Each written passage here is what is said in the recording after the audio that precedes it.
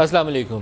بہت دنوں سے ہم عدم اعتماد کے حوالے سے بات کرتے تھے۔ آج اپوزیشن نے پرائم منسٹر کے خلاف عدم اعتماد کی تحریک جمع کروا دی، اور عدم اعتماد کی تحریک جمع ہونے کے بعد معاملہ صرف مرکز تک نہیں ہے بلکہ پنجاب کے اندر گزشتہ روز جو ڈیولپمنٹ ہوئی، جس میں جہانگیر ترین اور علیم خان گروپ دونوں اکٹھے ہو گئے، انہوں نے بزدار کی تبدیلی کا بھی مطالبہ کر دیا، اور اس سے کم پہ کسی بات کے اوپر وہ بات کرنے پہ آمادہ نہیں ہے۔ 40 اراکین کا گروپ ہے، almost 1/4 of P T I in Punjab cabinet, Punjab parliament. تو کیا بنے گا وہاں پہ بھی، یہ بھی ایک سوالیہ نشان ہے۔ آئندہ آنے والے دن اس کا راستہ طے کریں گے۔ اور ابھی سے تھوڑی دیر پہلے چودھری شجاعت حسین، جو بہت بیمار تھے، علیل ہیں، کافی عرصے سے روبہ صحت ہیں، اللہ انہیں تندرستی دے، ابھی سے تھوڑی دیر پہلے وہ مولانا فضل الرحمان کے گھر پہنچ گئے ہیں، اور ایک امکان یہ ظاہر کیا جا رہا ہے کہ جہاں پر تمام اپوزیشن اکٹھی ہوگی، پی ٹی آئی کے کوئی 25-26 لوگ وہ اس تحریک کے حق میں ووٹ دیں گے، وہاں ممکنہ طور پر کاف لیگ والے بھی اسی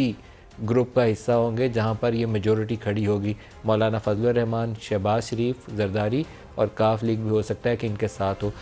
پی ایم ایل این کے جو سینئر رہنما ہیں، ان کو قوی امید، میں بہت ان کے سینئر لوگوں سے بیک گراؤنڈ انٹریکشن کرتا رہا ہوں کافی دنوں سے، کہ 180s میں ووٹ آئیں گے۔ 172 ریکوائرمنٹ ہے تحریک عدم اعتماد کی کامیابی کے لیے، وہ کہتے ہیں 180s میں کوئی نمبر ہوگا، اور 180s کا نمبر بہت زیادہ ان کی ابھی کی اسٹرینتھ کو اگر سامنے رکھیں تو اس کا مطلب ہے کہ نہ صرف کاف لیگ بلکہ پی ٹی آئی کے اندر سے بھی ایک گروپ جو جہانگیر ترین کے ساتھ ہے، 8 ایم این ایز، یا کچھ ایم این ایز ہیں جو علیم خان کے ساتھ ہیں وہ بھی، اور کچھ ساؤتھ پنجاب سے ایم این ایز کے متعلق بتایا جا رہا ہے کہ جو پی ٹی آئی سے کافی عرصے سے خفا ہیں، دور ہیں اپنی قیادت سے، وہ بھی اس تحریک کی حق میں ووٹ دے سکتے ہیں۔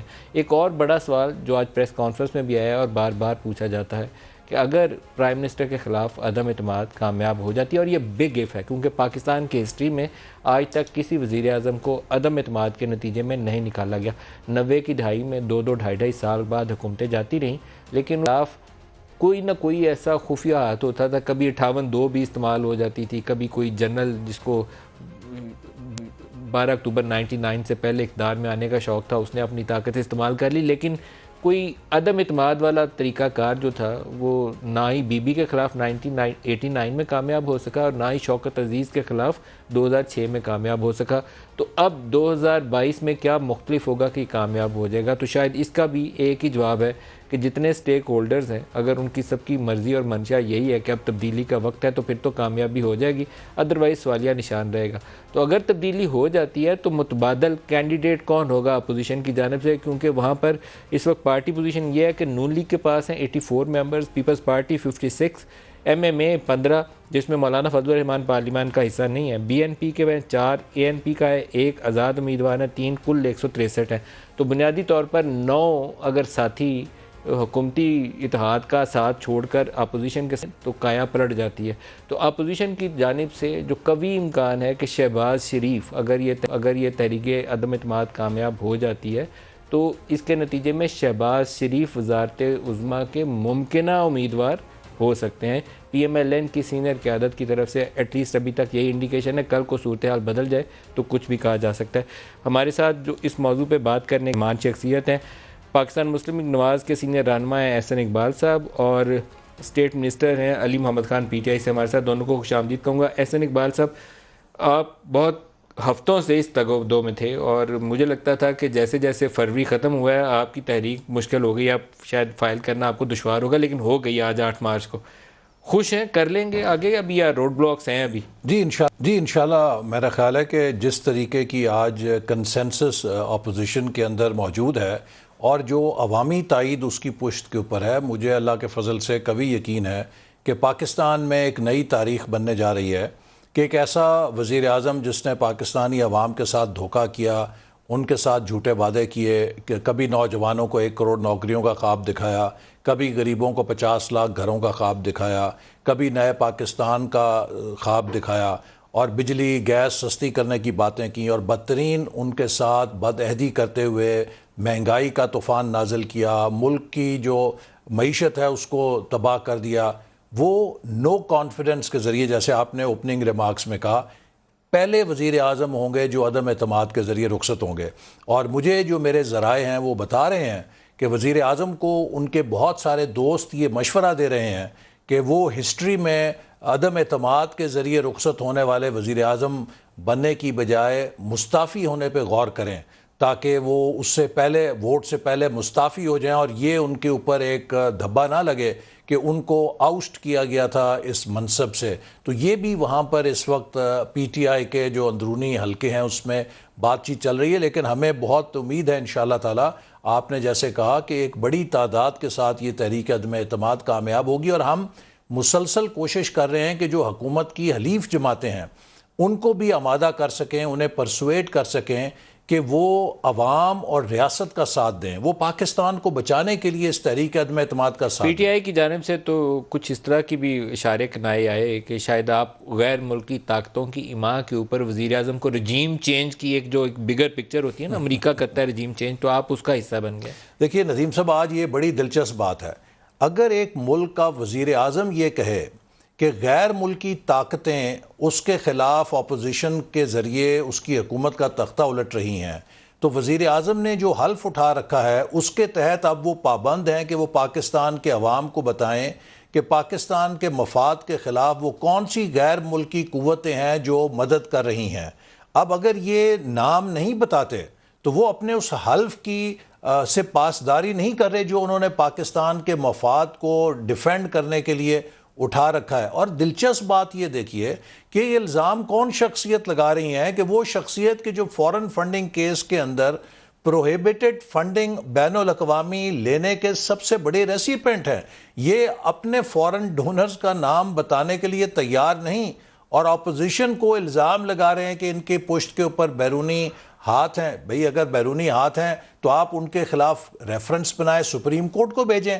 اگر آپ نہیں کرتے تو اس کا مطلب ہے کہ آپ یہ بھی وہی بہتان بازی کر رہے ہیں جیسی کہ آپ 3.5 سال پہلے کرتے رہے۔ احسن صاحب، کچھ لوگوں کا خیال یہ ہے، اور یہ آج سے چند روز پہلے سے یہ بات شروع ہو گئی تھی، کہ ذوالفقار علی بھٹو نے جس طریقے سے وہ پنڈی میں خط لہرایا تھا کہ یہ امریکی وزیر خارجہ، وہ سائرس کیا نام تھا اس کا، کہ وہ اس وقت فرانس سے ہم وہ ری پروسیسنگ پلانٹ کی بات کر رہے تھے، اس کا خط آیا مجھے وائٹ ایلیفینٹ کی کانسپیریسی ہے، تو یہ اس ٹائپ کا ایک سناریو کریٹ کرنے کی کوشش کر رہے ہیں۔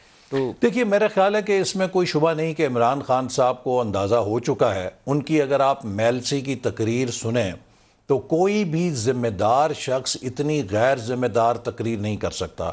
وہ اپنی شکست جو نظر آ رہی ہے اس سے سرخرو ہونے کے لیے پاکستان کے مفادات سے کھیل رہے ہیں۔ ندیم صاحب، کسے نہیں پتا کہ پاکستان فیٹف کی گرے لسٹ کے اوپر ایک بہت سخت مانیٹرنگ اور سکروٹنی سے کے عمل سے گزر رہا ہے؟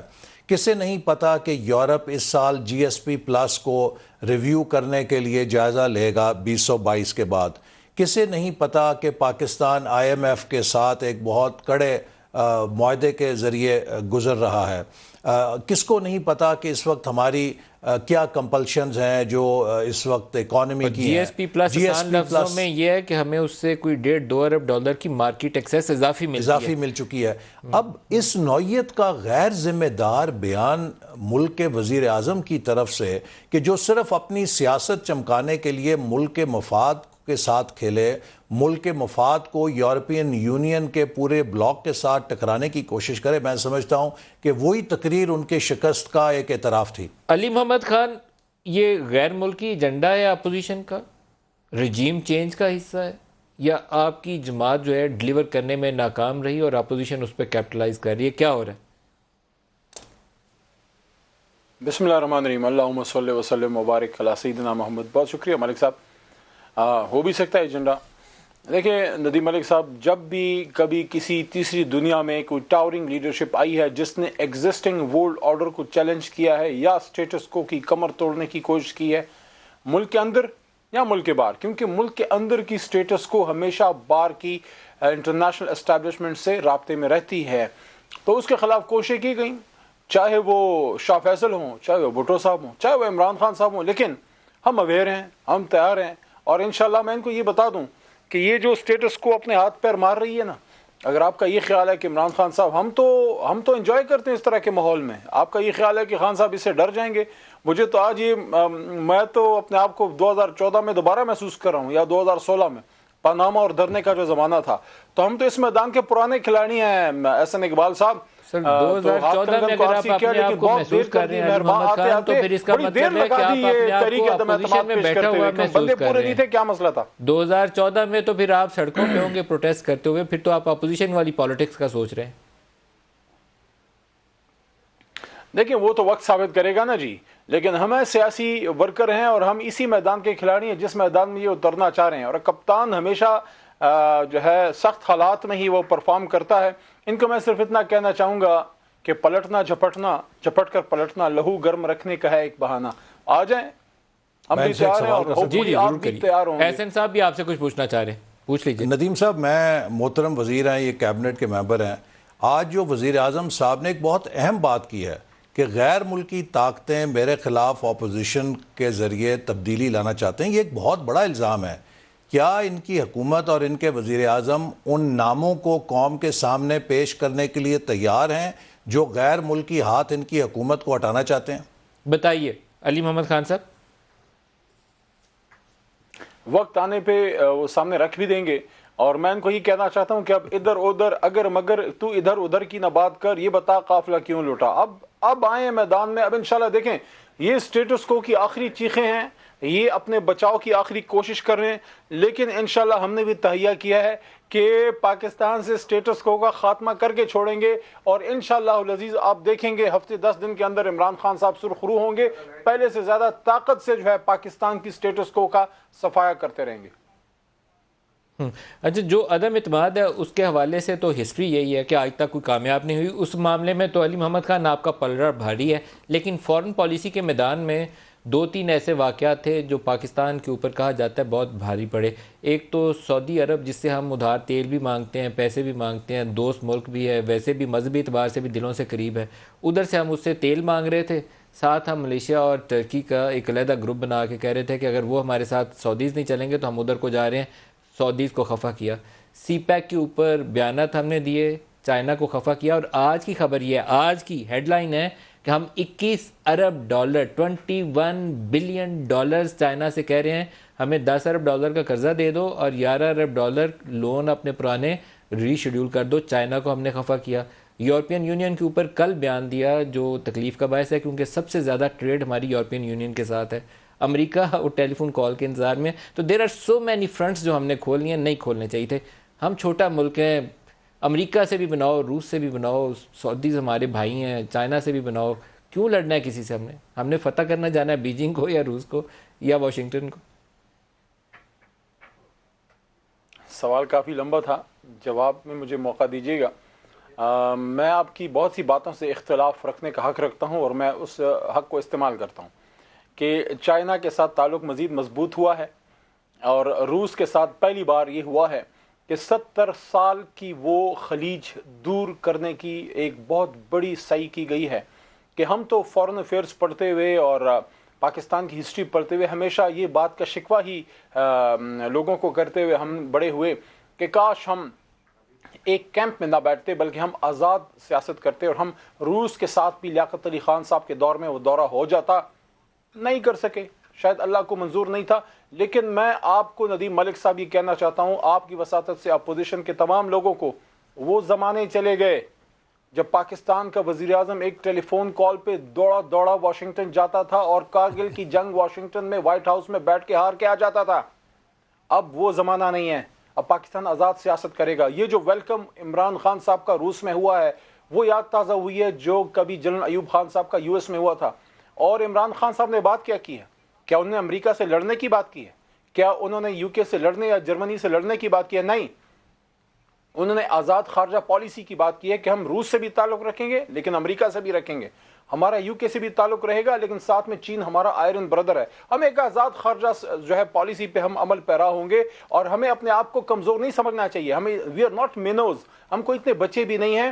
لیکن یہ بات ان کو میں کیسے سمجھاؤں؟ ان کو شاید علامہ کی یہ شعر بھی نہ سمجھا سکے کہ غیرت ہے بڑی چیز جہانے تگودو میں, غیرت ہے بڑی چیز جہانے تگودو میں, پہناتی ہے درویش کو تاجے سرے دارا. لیکن یہ بات وہ لوگ کیسے سمجھیں جن کی پراپرٹیز باہر ہیں, جن کے احساسے باہر ہے, جو کمپرومائز سر آج مجھے وہ 21 ارب ڈالر کا جو ہم نے پیکیج چائنا سے مانگنے کے لیے ایک پروپوزل بنائی ہے, اس کو پڑھ کے مجھے احساس ہوا کہ کشکول ہمارا کتنا بڑا ہو گیا. میں آپ کو خبر پروگرام کے بعد اس کا لنک بھی فارورڈ کر دوں گا. ایک اور جو بڑی کنٹروورسی ہمارے سامنے ہے احسن اقبال صاحب, وہ رولز آف بزنس کیا کہتے ہیں جب نو کانفیڈنس موشن فائل کی جائے, ہاؤس ان سیشن نہ ہو, 14 دن کی مدت کا اطلاق ہوگا یا ایک ہفتے والی مدت جس میں 3 سے 7 دن کے اندر اندر وہ بحث کروانے کے بعد ٹیبل ہونی ہے, کون سی والی چیز درست ہے؟ یہ دیکھیے اس میں چونکہ ایک تھوڑا سا ابہام تھا, اس لیے ہم نے دونوں چیزیں فائل کی ہیں, ہاؤس کی ریکوزیشن بھی فائل کی ہے اور نو کانفیڈنس کو بھی فائل کیا. لیکن میں ان کو, علی محمد صاحب کو, حکومت کے ترجمانوں کو اور وزیر اعظم صاحب کو یہ عرض کرنا چاہوں گا کہ یہ جو کہتے ہیں کہ اپوزیشن کے پلے کچھ نہیں ہے, اپوزیشن ناکام ہوگی, ہم پہلے سے زیادہ مضبوط تگڑے ہو کے سو کال تگڑے ہو کے نکلیں گے, تو بھئی آپ کو کس نے روکا ہے نا, آپ 14 دن کا انتظار نہ کریں, اپوزیشن کو 3 دن میں فارغ کر دیں. 3 دن کے بعد آپ قومی اسمبلی کا اجلاس بلائیں, اس میں ووٹنگ کے لیے ڈالیں, 4 دن کے اندر اس کا دودھ پانی کا پانی ہو جائے گا. 3 دن بحث ہونی ہے کم از کم بائی لا, یہ اب ہے رولز آف بزنس میں 3 دن کی بحث کم سے کم اور میکسیمم ود ان 7 ڈیز اس پہ ووٹنگ ہونی ہے. تو یہ پھر 14 دن کیوں انتظار کر رہے ہیں اسمبلی کا اجلاس بلانے کا نا, 2 دن میں, 3 دن میں, 4 دن میں بلائیں, اس پہ بحث کرائیں, ووٹنگ کرائیں, اس کو ختم کریں. بڑی انٹرسٹنگ ہے. آج کی تاریخ سے اگر میں گننا شروع کروں تو ایگزیکٹلی 23 مارچ, 22 نہیں سر, آج کا دن کے بعد ایک دن کاؤنٹ ہونا شروع ہوتا ہے, 9 سے شروع نیکسٹ ڈے سے 9 سے جو 14 دن ہے وہ 22 مارچ کو بنتا ہے, 22 مارچ کو 14واں دن بنتا ہے. تو آپ کا خیال ہے کہ 14واں دن 22 مارچ اس دن ہوگی, لیکن شیخ رشید نے کہا کہ ایک ممبر فوت ہوئے ہیں, ان کی تعزیت ہوگی اور اجلاس ملتوی ہو جائے گا, ایگزیکٹلی 23 مارچ بنتا ہے. I don't know which one is the correct answer. نہیں لیکن اگر اجلاس ریکوزیشن ہو جاتا ہے اور اگر 23 مارچ کو چھٹی آتی ہے تو 24 مارچ کو سیشن ہو سکتا ہے. لیکن یہ رولز آف بزنس کہتے ہیں کہ جس دن نو کانفیڈنس موشن کا بزنس شروع ہوگا کوئی اور بزنس ٹیک اپ نہیں ہوگا, تو اس کے مطابق تو پھر اس دن آپ تعزیتی ریفرنس بھی اس کے لیے ممبر کے لیے نہیں کریں گے. جی بالکل, وہ تو پھر ان کو یہ ٹیک اپ کرنی پڑے گی, یہ پریسیڈنس لے لے گی. یہ میں رولز آف بزنس کی کاپی اس لیے پڑھ کے لایا تھا کہ اس میں طریقہ کار کون سا ہے. یہ پریسیڈنس لے گی. لیکن میں پھر یہ بات دہراؤں گا, 14 دن میں ریکوزیشن ہوگا اجلاس, 14 دن تو آخری لمٹ ہے نا, لاسٹ لمٹ. یہ 3 دن میں, 4 دن میں, 5 دن میں, 6 دن میں, 7 دن میں, 10 دن میں بھی بلا سکتے ہیں, کیوں نہیں بلاتے؟ لیکن اگر وہ 22 کو بھی بلائیں تو پھر بھی 3 دن کم از کم بحث کے لیے درکار ہے. تو اس کا مطلب ہے کہ 23 24 تو اس میں سے گزر جائے گی اور پھر 25 کو ایٹ بیسٹ ووٹنگ ہو سکتی ہے, اس سے پہلے نہیں ووٹنگ ہوگی. تو یہ طریقہ کار ہے. علی آپ اس سے متفق ہیں, ایسا ہی طریقہ کار ہے؟ دیکھیں آئینی طریقہ کار کے مطابق آگے ہم جائیں گے. 14 دن میکسیمم ہے, لیکن اسپیکر صاحب کے پاس اختیار ہے, وہ پہلے بھی ریکویزیشن کر سکتے ہیں. 3 ڈیز منیمم ہے اور 7 ڈیز میکس ہے کہ جب ریزولوشن پٹ ہوگی, لیکن ریکوزیشن اجلاس میں ان کے پاس یہ گیپ آف میکسیمم 15 ڈیز. لیکن میں یہ ان کو ضرور کہنا چاہتا ہوں کہ ویسے تو جو ہے ملک صاحب یہ پرانے کھلاڑی ہیں, جوڑ توڑ کے چھانگا مانگا سیاست پہ PhD کی ہوئی ہے انہوں نے, اس لیے تو سوئس بینکس بھرے ہوئے ہیں.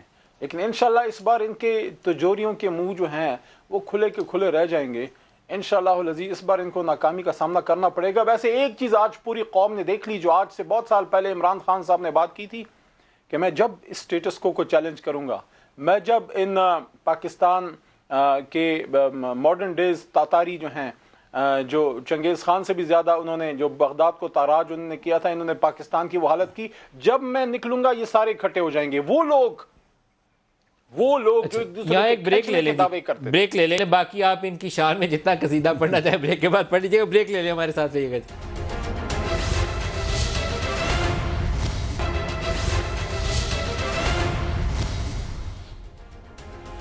پروگرام میں دوبارہ خوش آمدید کہتے ہیں. اس وقت سب سے زیادہ اگر PTI کے اندر کہا جائے کہ طاقتور شخصیت کون ہے تو وہ ہیں جن کے اوپر 60(1)(f) کا اطلاق ہو کر لائف ٹائم ڈسکوالیفیکیشن ہو چکے ہیں, جہانگیر ترین, یا دوسرے وہ ہیں جو پنجاب سے وزارت چھوڑ کے علیحدہ ہو چکے ہیں, علیم خان. جہانگیر ترین کا آج سے ہم نے کافی عرصہ پہلے ایک انٹرویو کیا تھا اور اس میں PTI کی حکومت بننے کے عمل کی انہوں نے اپنے لفظوں میں وضاحت کی تھی, سنیے گا. اس دفعہ کچھ 67 ہم الیکٹڈ جیتے 67, ٹھیک ہے سر. اس میں سے 80% لوگ پولیٹیکل فیملیز کے ہیں, 80%. اور اگر اس میں سے آپ ایک اور سانچہ سیو لگائیں کہ جی وہ کتنے لوگ ہیں اس میں سے جو پولیٹیکل فیملی سے بھی ہے مگر 2013 کے بعد انہوں نے جوائن کیا ہے, وہ 60% ہے. اور ان کو آپ توڑ کے لائے؟ جی کچھ بہت زیادہ تر کو میں لایا، وہ اور لوگ خود بھی آئے، وہ اور لوگ بھی لے کے آئے. مگر یہ سوچ لیں کہ اس وقت جو اسمبلی بیٹھی ہے پنجاب میں سے 60% وہ لوگ ہیں جو پولیٹیکل فیملیز کے ہیں، 60%، اور 2013 میں ہمارے ساتھ نہیں تھے. اس طرح سے یہاں پہ عمران خان صاحب پرائم منسٹر بنے. انہی کے گروپ جو اب اکٹھے ہو چکے ہیں، جہانگیر ترین اور علیم خان کا گروپ، اس میں پنجاب کے 3 سٹنگ منسٹرز بیٹھ کے کہہ رہے ہیں کہ ہم اس وزیر اعلیٰ کے ساتھ نہیں چلیں گے. انہی میں سے ایک ان کے نمائندہ لنگڑیال، نمان لنگڑیال، وہ کیمراز کے آگے کیا مطالبہ کر رہے ہیں وہ بھی سن لیجیے. ترین گروپ کا ایک ممبر اس بات پہ متفق ہے کہ مائنس بزدار بات آگے بڑھے گی، اور ہم جہانگیر خان ترین صاحب کو پورا اختیار دے کے بیٹھے ہیں کہ وہ جو فیصلہ کریں گے ہم سب کو آمین ہوگا. احسن صاحب، پنجاب میں کیا ہوگا؟ یہ بڑا پاورفل گروپ ہے، 40 MPs. دیکھیے، میں پہلی بات تو یہ کہوں کہ پاکستان کی تاریخ آپ دیکھیے کہ جب بھی قومی اسمبلی میں حکومت گرتی ہے تو اس کے اثرات صوبوں کے اوپر بھی ہوتے ہیں. اور یہ ممکن نہیں ہے کہ پنجاب میں جس طریقے سے پی ٹی آئی کی حکومت بنائی گئی تھی، آپ کو معلوم ہے کہ 2018 میں مسلم لیگ نون کو پنجاب نے مینڈیٹ دیا تھا، سب سے بڑی جماعت PMLN تھی، اور ایک مصنوعی طریقے کے ساتھ زبردستی لوگوں کو پی ٹی آئی میں شامل کیا گیا، جس سے کہ انہوں نے اپنا نمبر پورا کر کے وہاں اب کیا ہوگا؟ اور اب میرا خیال ہے کہ یہ سارے لوگ جن کو بامر مجبوری وہاں لے جایا گیا تھا یہ علیحدہ ہوں گے. چونکہ میں پھر آپ کو بتاؤں، انہوں نے، آپ جہانگیر ترین صاحب کی بات کر رہے تھے نا کہ زیادہ تر سیاسی خاندانوں کے لوگ ہیں.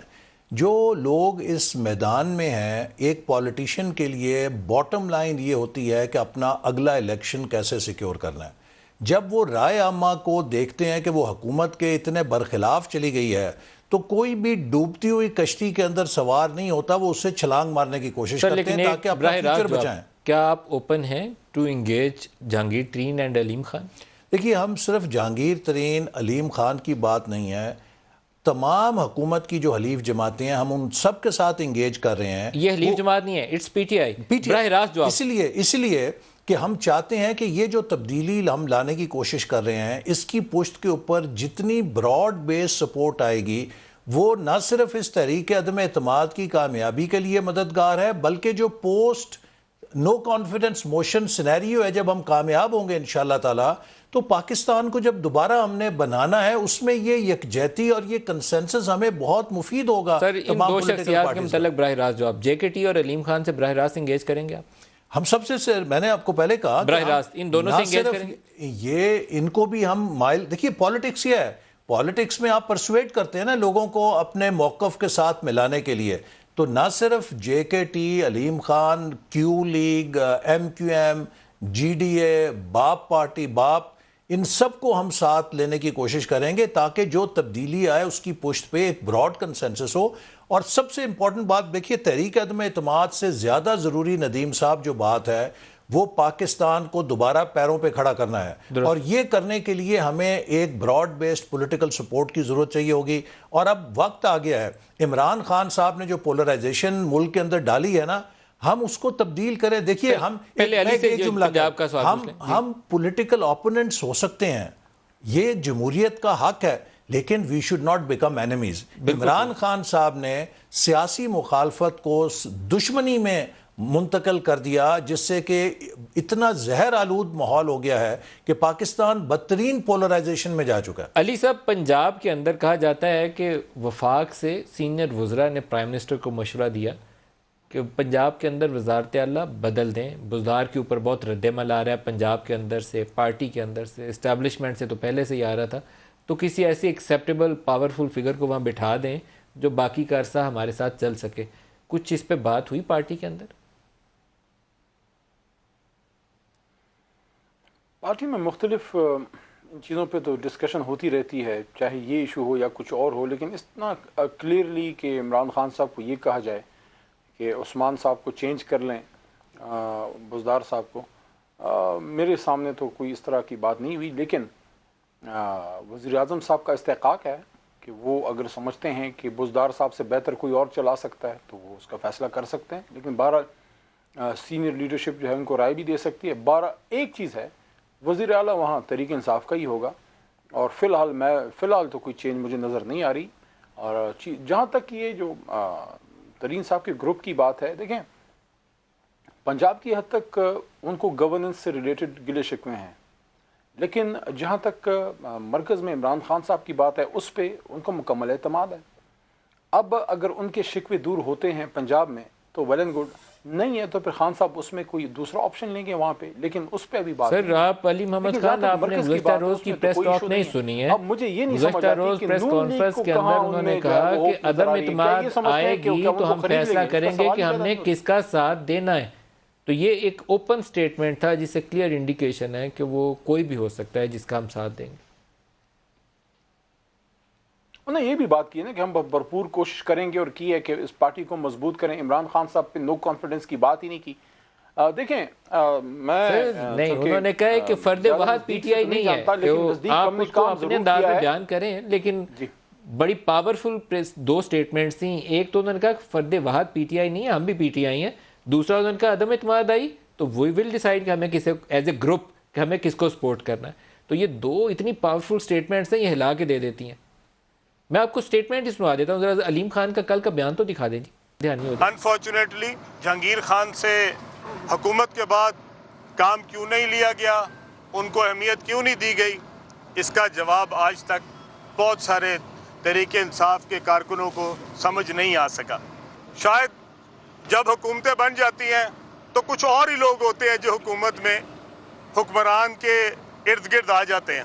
لائل لوگ ہوتے ہیں، جو کمیٹڈ لوگ ہوتے ہیں، جنہوں نے برے وقت میں ساتھ دیا ہوتا ہے، وہ پیچھے چلے جاتے ہیں. تقریباً 40 سے زیادہ ایم پی ایس کو مل چکا ہوں پچھلے 4 دنوں میں، اور ان میں سے اکثریت جو ہے وہ آج کے حالات پہ اور جس طریقے سے خاص طور پہ پنجاب کی حکمرانی چل رہی ہے اس پہ تشویش کا شکار ہے. یہ کسی فرد واحد کی پارٹی نہیں ہے، یہ ہم سب کی پارٹی ہے. اس سب کے لیے ہماری خون پسینہ لگا ہے. اگر اعتماد آتی ہے تو ہم سب مل کے اس کا فیصلہ کریں گے کہ ہم نے کس کا ساتھ دیا. سر یہاں علی ایک سوال آتا ہے سامنے. اگر اپوزیشن کا یہی جو الائنس ہے اس وقت جو مرکز میں عدم اعتماد لا رہا ہے، پنجاب کے اندر اس گروپ کو امبریس کر لیتا ہے تو you are in serious trouble. آپ سے پنجاب ہاتھ سے نکل جائے گا. دیکھیں میں تو اس طرح کی موش گافیوں پہ تو بات میں کیوں ایک ایسی چیز کو سپوز کروں جس کا وجود ہی نہیں ہے. جس آدمی کا نام سر علیم موش خان ہے گافی اور جو نہیں ہے، یہ جہانگیر ترین ریالٹی صاحب چیک ہے، ہے جو جتنا ابھی آپ کو میں نے دکھایا ہے. ایز اے پارٹی جب ہم اکٹھے ہم نے کام کیا وہاں حکومت بننے سے پہلے، عمران خان صاحب سے محبت کرنے والے لوگ ہیں اور گلے شکوے ہوتے ہیں، اور انہوں نے اس کا اظہار بھی کیا ہے علیم خان صاحب نے کہ بھئی انہوں نے فیل کیا ہے کہ he is feeling a bit left out, تو ان کو تو ایڈریس کیا جا رہا ہے. اس میں اس بات کا شائبہ کاسا نکل آیا کہ جناب یہ لوگ جا کے وہاں اپنا بیوپار کر لیں گے. ویسے یہ ہیں بیوپار ہر جگہ کرتے ہیں، لیکن جہاں تک عمران خان صاحب کا تعلق ہے، عمران خان صاحب کے سر پہ علیم خان اور ترین صاحب بیوپار نہیں کریں گے. وہ کاروباری لوگ ضرور ہیں لیکن وہ پارٹی سے ان کا ایک تعلق رہا ہے، تو عمران خان صاحب پہ وہ کمپرومائز میرے خیال میں آپ کے یہ الفاظ کا جو چناؤ ہے یقیناً ان کو مجبور کر دے گا کہ وہ جلدی کوئی فیصلہ کریں، کیونکہ آپ کو الفاظ کا چناؤ بڑا کافی تکلیف دہ ہے میرے خیال میں ان دونوں کے لیے. وہ ہو سکتا ہے کہ وہ فیصلہ جلدی لے لیں اگر 2 دن بعد بھی لینا ہے تو. دیکھیں چاہے آپ لوگ کچھ بھی کہیں، میرے خیال میں اس بار زرداری صاحب اور میاں صاحب کی جو تجوریاں ہیں ویسے کافی بڑی ہیں، لیکن لگتا نہیں ہے اس بار کوئی زیادہ خرید و فروخت یہ کر پائیں گے. اپنے بندے ذرا چیک کر لیجئے گا، ایسا نہ ہو اپنے ہی بندے کم نکلیں ان کے. دوبارہ احسن صاحب سے پوچھتے ہیں سر، یہ ٹائم فریم بڑا لمیٹڈ ہے جس پہ آپ چینج لا کے حکومت کرنا چاہتے ہیں. لمبا ٹائم فریم نہیں آپ نے رکھا، آپ چاہتے ہیں 2 سے 3 ماہ میں کیئر ٹیکر سیٹ اپ لائیں گے، اس سے پہلے کچھ بنیادی تبدیلیاں کریں گے اور بس پھر نئے انتخابات کروا دیں گے. کیوں یہ پروسیس کیوں اڈاپٹ دیکھ کیا؟ لیں خواب دیکھ لیں. دیکھیے کوئی میں پابندی اس نہیں. وقت جو پاکستان جس کرائسس میں دھنس گیا ہے اور معاشی کرائسس میں دھنس گیا ہے، ہمیں بہت ڈیپ اور سیریس اسٹرکچرل ریفارمز کی ضرورت ہے. اور آپ دیکھیے کوئی بھی حکومت اگر 6 مہینے سال کے لیے آتی ہے وہ ڈیلیور نہیں کر پائے گی، چونکہ کسی بھی ریفارم کو کرنے کے لیے 2-2.5 سال کا آپ کو عرصہ چاہیے تاکہ اس کے نتائج بھی آپ لے سکیں. اس لیے ضروری ہے کہ نیا الیکشن ہو، فریش مینڈیٹ ہو. 5 سال کی جب حکومت کے سامنے ٹرم ہوگی اس کے ساتھ پھر وہ ملک کے اندر جو لیکن یہ اصلاحات 60 سے 90 روز میں آپ کیا کرنا چاہتے ہیں؟ پھر سیدھا کیئر ٹیکر دیکھیے لائیے، اس کے لیے تو یہ ہے نا کہ جو حکومت نے کچھ الیکٹورل ریفارمز ایسی کی ہیں کہ جو ان وائلیشن آف کانسٹیٹیوشن ہے، الیکٹرانک ووٹنگ مشین، ریورس نہیں، ان کو آپ اس ریورس کے علاوہ دیکھیے جو الیکٹورل رولز ہیں، وہ جو ووٹرز لسٹ ہے وہ الیکشن کمیشن سے اٹھا کے نادرا کے پاس لے گئے ہیں.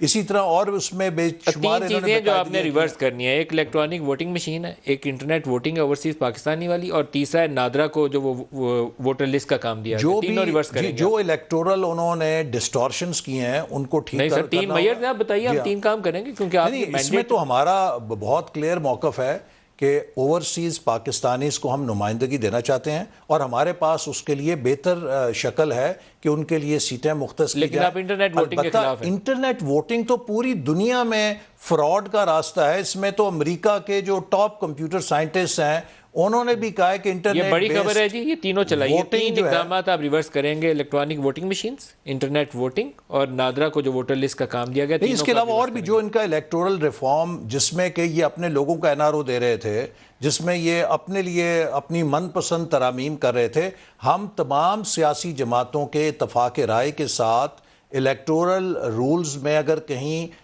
آزاد منصفانہ الیکشن کے لیے ترمیم کی ضرورت ہے اس کو ضرور جو بھی حکومت آئے گی وہ انڈرٹیک کرے گی. چونکہ دیکھیے میں ندیم صاحب ایک بات امپورٹنٹ کہوں، پاکستان جہاں پہ کھڑا ہے ہم ایک اور متنازع الیکشن کے متحمل نہیں ہو سکتے. بریک لے لیں جی، ہاں بریک سے آپ سے جواب لوں گا، بریک لے لیں.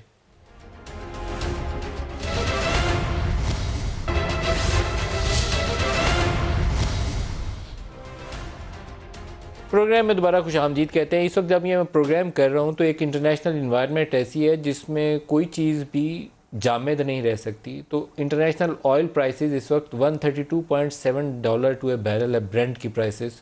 تو ہمیں اتنی چھوٹی اکانومی ہے اور اس میں کرنٹ اکاؤنٹ ڈیفیسٹ ہمارا قابو سے باہر ہو چکا ہے آلریڈی، تقریباً $12.25 ارب ہم 7 ماہ میں کر چکے ہیں. تو we seriously need to think about it کہ ہم نے اسے کیسے ایڈریس کرنا ہے. راشننگ کرنی ہے، اپنی ٹریولنگ کاسٹ کم کرنی ہے، ہمیں فیول کنزمپشن کو کسی نہ کسی طریقے سے کنٹرول کرنا پڑے گا. Otherwise it is going to be very very difficult for us کہ ہم اپنے ایکسچینج ریٹ کو مینیج کر سکیں.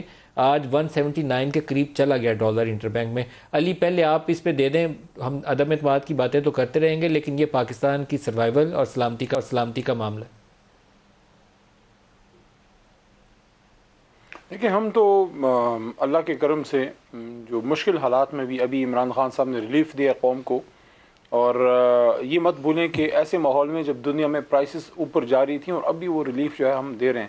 کرنٹ اکاؤنٹ ڈیفیسٹ بالکل بڑا ہے لیکن کلوزنگ 2021 جون میں جو کلوزنگ تھی وہ تو منیمم پہ تھی، $2 ارب پہ تھی.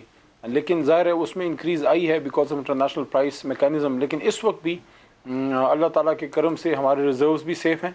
دوسرا جو ملک جس چیز پہ بنیادی طور پہ چلتا ہے کہ آپ کی ایکسپورٹس تو ہماری احسن اقبال صاحب کے دور سے 50% انکریز کر چکی ہیں، اور روپیز میں نہیں ڈالرز میں. اس وقت $3 ارب پر منتھ کے حساب سے ہماری ایکسپورٹ ہے، جو ان کے دور میں $2 ارب پلس مائنس تھی. تو 50% تو ہماری اس میں انکریز ہے. ہاں ایک چیز نے ہمیں ہٹ کیا ہے اور وہ ہے international price increases petrol prices میں، جس اور پوسٹ کووڈ جو آپ کو فرائٹ چارجز جو ہے 4 گنا زیادہ دینے پڑے، اس وجہ سے آپ کو یہاں ایک بیک لیش آیا. جو اگر آپ کی اجازت سے علی صاحب ٹائم تھوڑا ہے، میں احسن صاحب سے بھی سر یہ ایک ٹیکنیکل معاملہ ہے، آپ پلاننگ کمیشن کو ہیڈ کرتے رہیں، آپ کو پروفیشنلی سے ایڈریس کرنا چاہیے. سامنے اسکرین کے اوپر پرائس نظر آ رہی ہے، اس وقت $133 کے قریب ہم چلے گئے. How to manage it? دیکھیے بہت بڑا، جیسے میں نے کہا نا کہ اس حکومت کا ایک گناہ جو ناقابل معافی ہے کہ انہوں نے بغیر سوچے سمجھے پاکستان کے روپے کو 40% ڈیویلیویشن کی. $132 تیل کی قیمت پچھلے دور میں بھی گئی ہے جب پیپلز پارٹی کی حکومت تھی، لیکن پٹرول کی قیمت ہم $100 سے کم رکھ سکے تھے اس لیے کہ ڈالر ٹو روپی اتنی ڈسپیرٹی نہیں تھی. یہ جو انہوں نے ایک قدم کیا ہے اس کے اثرات ہمیں کئی سالوں تک بھگتنے پڑیں گے. پچھلے چند 1.5 سال 2 سال کے اندر انہوں نے جان بوجھ کے اپنے لوگوں کو نوازنے کے لیے امپورٹ پرمٹس دیے. دیکھیے ہمیں نان اسینشیل امپورٹ کو فوراً کٹ ڈاؤن کرنا پڑے گا. آپ نان اسینشیل میں تجویز کریں کیا کیا کٹ ڈاؤن؟ جتنے سامان تعیش ہیں جن کی امیر لوگوں کی کھپت، گاڑیاں، ایئر کنڈیشنر، فریجز، جی جتنے جو تعیش کے اس کی آپ کو کٹیل کرنی پڑے گی. لیکن اس کے ساتھ یہ بھی ہے کہ آپ کو ایفیکٹو اینٹی سمگلنگ میجرز بھی لینے پڑیں گے، چونکہ ہوتا یہ ہے کہ جب آپ ڈیوٹیز بڑھاتے ہیں تو سمگلنگ کا دروازہ کھل جاتا ہے. یہ ایک بڑا ڈاکٹر حفیظ پاشا کے مطابق ہمیں کوئی 30 ارب ڈالر اگلے سال چاہیے، تو آپ کو 10 سے 15 ارب ڈالر صرف امپورٹ کو کاٹ کے بچانے ہیں، ادروائز ہم 30 ارب ڈالر دنیا سے بورو نہیں کر سکتے ہیں. دوسری طرف آپ کو فورن ڈائریکٹ انویسٹمنٹ اٹریکٹ کرنے کے لیے ہنگامی بنیادوں پہ عمل سازی شروع کرنی ہے. پاکستان دیکھیے دنیا کی 6th بگسٹ اکانومی ہے پاپولیشن یا مارکیٹ سائز کے لحاظ سے. پاکستان کی جو 60 to 80% مڈل کلاس موجود ہے، یہ یورپ کے کئی ممالک سے بڑی مارکیٹ ہے. لیکن ابھی تو ہم تو یہاں پر لوگوں کو کلوزنگ ریمارکس علی، کوئی ایمرجنسی میجرز ایسے ہیں جو آپ کے ذہن میں وہ فوری لے سکتے ہو؟ دیکھیں سب سے امپورٹنٹ چیز تو یہ ہے کہ جو فسکل ڈسپلن ہم لے کے آئے ہیں وہ اللہ تعالیٰ کے کرم سے مشکل فیصلہ تھا، جس سے آپ جیسے بہت سے لوگ شاید ایگری نہ کریں. احسن صاحب نے بھی بات کی ڈی ویلیویشن کی، لیکن انہوں نے یہ بات نہیں بتائی کہ جب آرٹیفیشلی ہم نے روپی کو مینٹین رکھا تو اگر آپ کی پالیسی احسن صاحب اتنی ہی کامیاب تھی تو اسحاق ڈار صاحب کی پالیسی کو آخری 1 سال میں آپ نے ڈسکنٹینیو کیوں کیا؟ کیوں مفتاح اسماعیل صاحب نے اسحاق ڈار صاحب کی وہ آرٹیفیشل روپی مینٹیننس والی جو پیریٹی سسٹم ہے اس کو چینج کر کے اس کو فری مارکیٹ بیس کیا؟ ہم نے تو اسی پالیسی کو مزید تیز کیا. آپ کی اپنی حکومت کے آخری سال ایک جملہ کہہ سکتے ہیں ٹائم ختم ہو گیا. میں یہ کہتا ہوں کہ 5 سال آپ آرٹیفیشل کسی کرنسی کو نہیں رکھ سکتے، اور جو مفتاح صاحب نے ایڈجسٹمنٹ کی وہ 5 سالوں میں جو پریشر آتا ہے تھوڑی سی 105 سے 115 ایڈجسٹمنٹ کی، انہوں نے تو آج 180 روپے کے اوپر لا کے پھینک دیا روپے کو ڈالر کے مقابلے میں بغیر IMF پرسکرپشن پہ عمل کیا. صاحب اور آپ دونوں کا بہت شکریہ. آج کے لیے اتنا ہی اجازت دیجیے. اللہ حافظ.